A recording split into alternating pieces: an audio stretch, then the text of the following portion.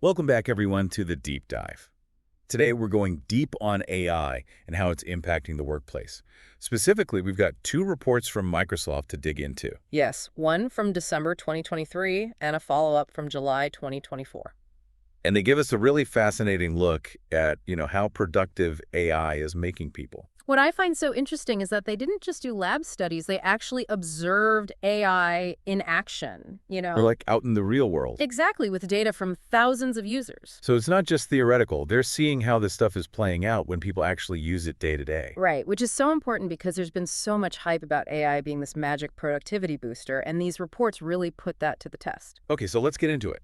What did they find? Like, did that initial optimism about AI actually pan out? Well, the first report, back in December 23, their lab studies did show some clear productivity gains when people were using early AI tools. So looking good so far. Yeah, particularly tools based on LLMs, large language models. Right. The brains behind all this generative AI stuff. Exactly, and that early research definitely fueled a lot of optimism about AI's potential. Okay, makes sense. But then we have the July 24 report, right? What happened when they took it out of the lab?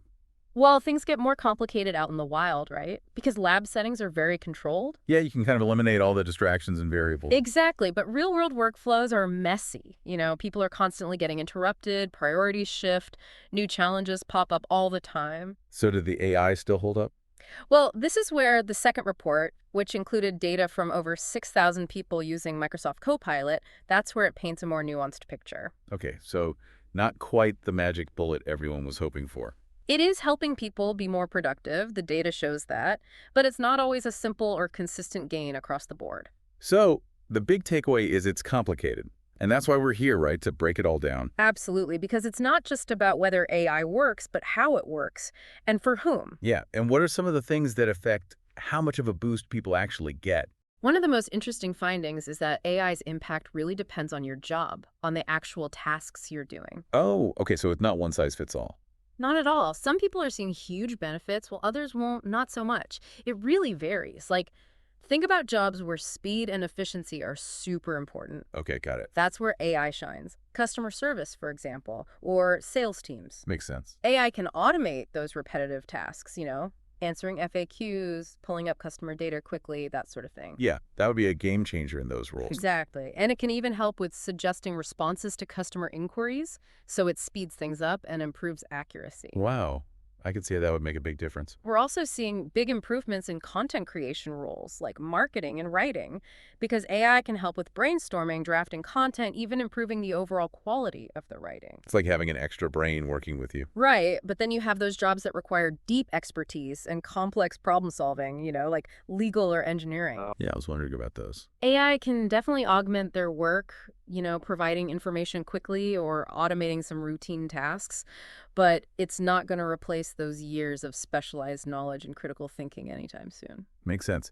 It's a good reminder that AI is a tool, right? And how well it works depends on the person using it and the job they're doing. Exactly. And that brings us to another really fascinating finding, the whole human factor in AI adoption. Oh, interesting. The researchers found that people who really embrace AI, who experiment with it and find creative ways to integrate it, they call them power users. Power users, I like it. And get this, those power users reported higher job satisfaction, better work-life balance, even a greater sense of fulfillment overall. So it's not just about getting work done faster. It's about actually feeling better about your work. It seems so. Which just goes to show that having the technology is one thing, but the real key is the human element, the mindset, the willingness to adapt and learn. It's really about how you use it.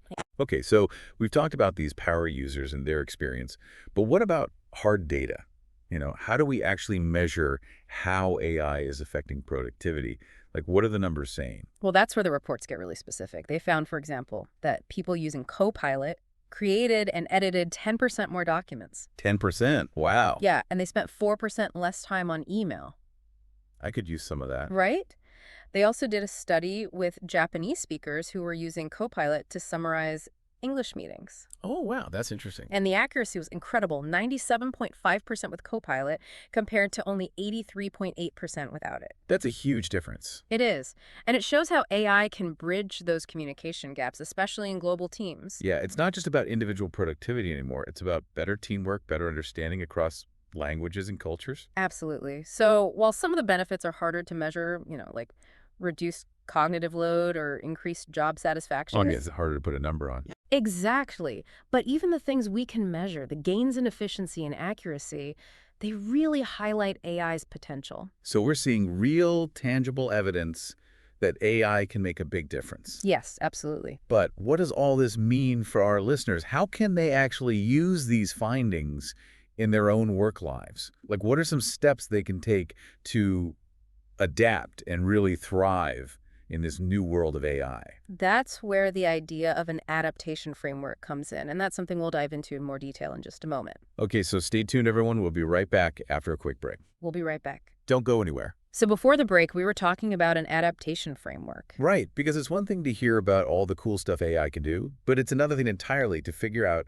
how to actually adapt and thrive in this new world of work. Exactly. And the research points to a few key things to keep in mind. Lay it on me, what's the framework? Well, the first thing is to really embrace lifelong learning because AI is constantly evolving new tools, new advancements all the time. Yeah, it feels like things are changing so fast. It really is. So you need to be constantly developing new skills, expanding your knowledge base, staying curious about what's new. So it's like that old saying, the only constant is change. Exactly. But it's not just about learning everything about AI, it's more about figuring out what's most relevant to you. To your specific job and industry. Exactly. So think about the tasks you do, the challenges you face, and the opportunities you see, and then focus your learning on the AI skills that will help you excel in those areas. So it's about being strategic, not just trying to learn everything at once. Exactly. And the second piece of this adaptation framework is equally important, and that's cultivating a growth mindset. Oh, I love that, a growth mindset. It's all about embracing challenges and seeing setbacks as opportunities to learn. Right, and believing that your abilities can be developed through hard work and dedication. Because it's not going to be easy, right? This whole AI thing's a learning curve for everyone.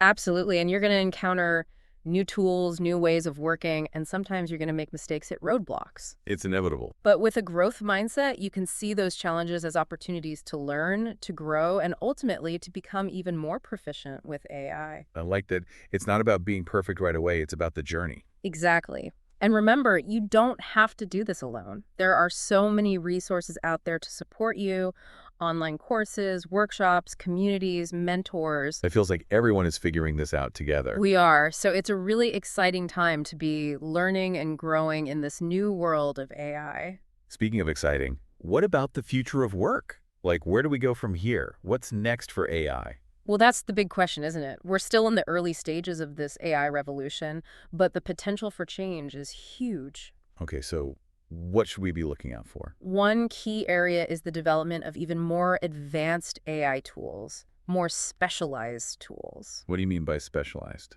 Well, as AI technology gets better, we're going to see tools tailored for very specific roles and industries, seamlessly integrated into how we work. Okay, so imagine every profession, from marketing to medicine to manufacturing, having its own set of AI tools. Exactly. And these tools won't just be automating tasks, they'll be augmenting human capabilities, helping us achieve things we never thought possible.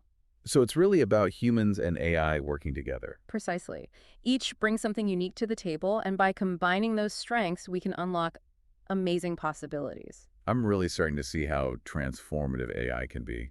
It really is a game changer, and it's not just about making things faster or more efficient. It's about reimagining what's possible, pushing the boundaries of human ingenuity. And creating a future of work that's more fulfilling and impactful. Exactly. It's a very exciting time to be witnessing this technological revolution unfold. And it's not just about the technology itself.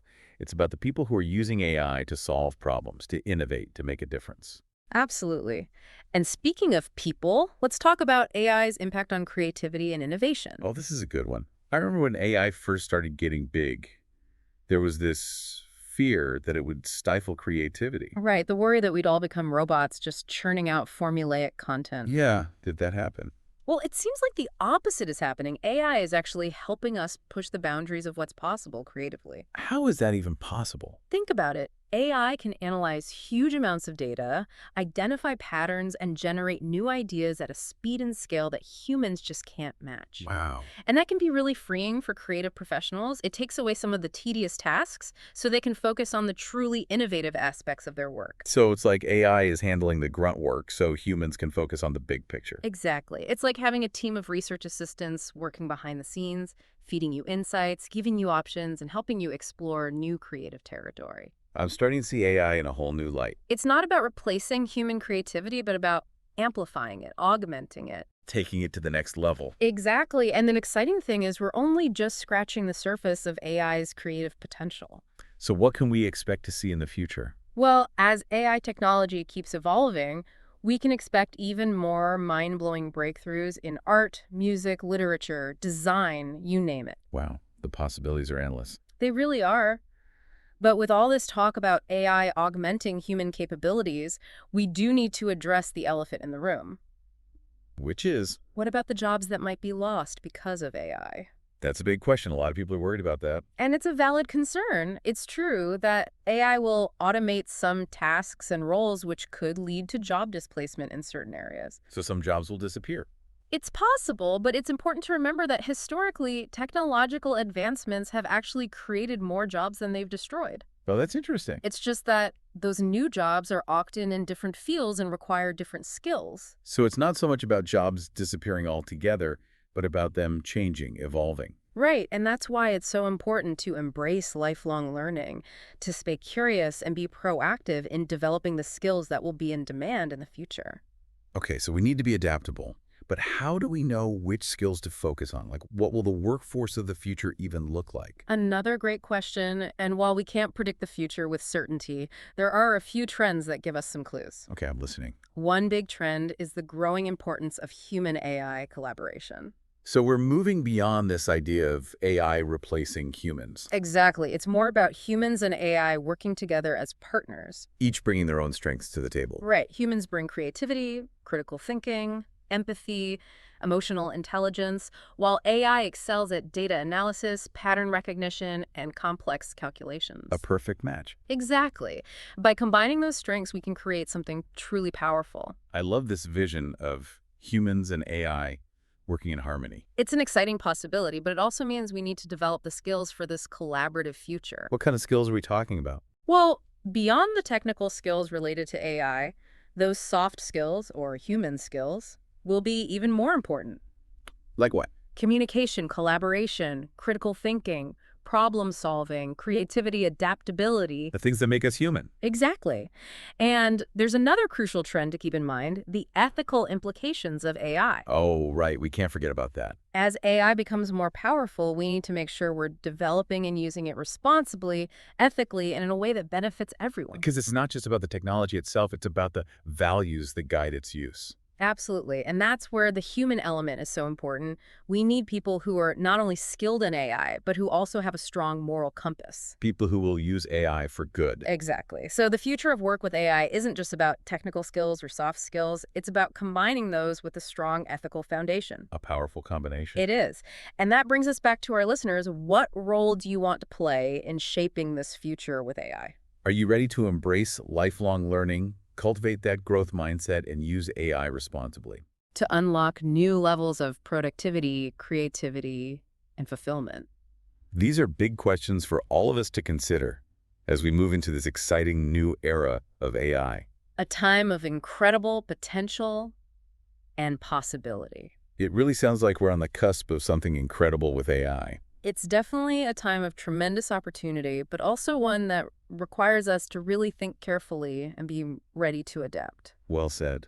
And on that note, I think it's time to wrap up our deep dive into generative AI in the workplace. It's been a fascinating conversation, and I hope our listeners have found it insightful. I'm sure they have. And if you want to explore this topic further, don't forget to check out the show notes for links to those Microsoft research reports and all the other resources we talked about. Those reports are definitely worth a read. Now, before we go, I want to leave everyone with one final thought.